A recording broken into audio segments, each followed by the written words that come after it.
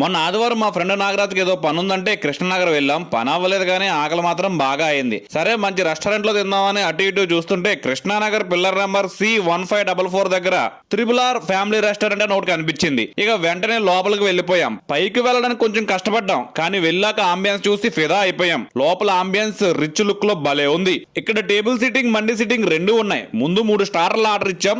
Chicken Majestic 220 రూపాయలు బాగుంది.